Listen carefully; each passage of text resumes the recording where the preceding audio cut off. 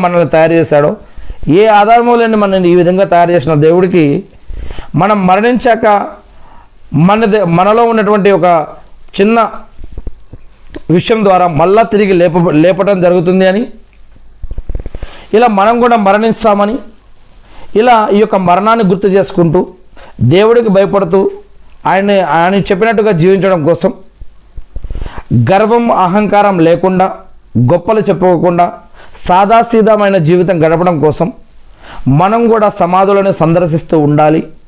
మరియు ఎవరైతే సమాధుల్లో చనిపోయి ఉన్నారో ఆ చనిపోయినటువంటి వారి కోసం మనం వారి కోసం దువా చేస్తూ ఉండాలి అని ఇస్లాం తెలియజేస్తూ ఉంది.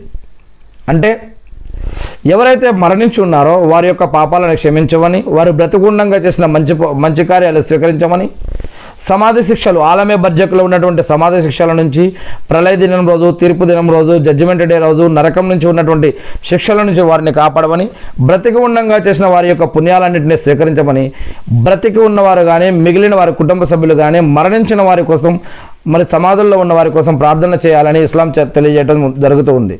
మరి మనం సమాధుల దగ్గరికి వెళ్ళి ఆ చనిపోయిన వారిని మనం ఆరాధకులుగా వారిని ఆరాధించకూడదు అని, వారిని మొరపెట్టుకోకూడదని, వారి కోసం బ్రతికి ఉన్న మనం దేవుణ్ణి ఆరాధిస్తూ వారి కోసం మనం ప్రార్థన చేయాలి కానీ చనిపోయిన వారిని మనం మొరపెట్టుకోకూడదు అని, కోరికలు తీర్చమని వారిని అడగకూడదు అని, ఇలా అడగటం నిషేధమని, దీన్ని షిర్కుగా ఇస్లాం తెలియజేస్తూ ఉంది.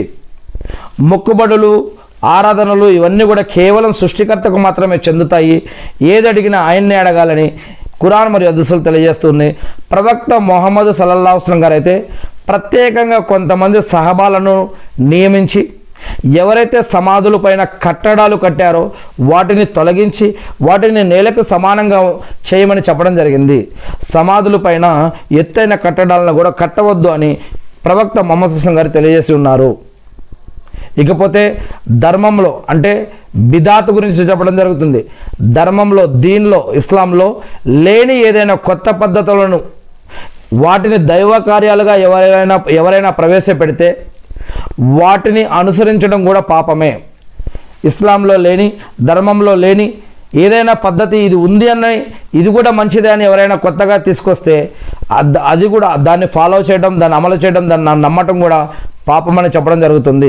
మరి ఎవరైనా గడ్డాలు, టోపీలు పెట్టుకొని అల్లా అని చెప్తున్నారు, ఖురానే చదువుతున్నారు అనుకొని ఎవరెవరో చెప్పింది ఇష్టం వచ్చినట్లు నమ్మకుండా ముందుగా మనకు వచ్చిన భాషలో ఒక్కసారైనా అరబ్బీలో ఉన్నటువంటి ఖురాన్ని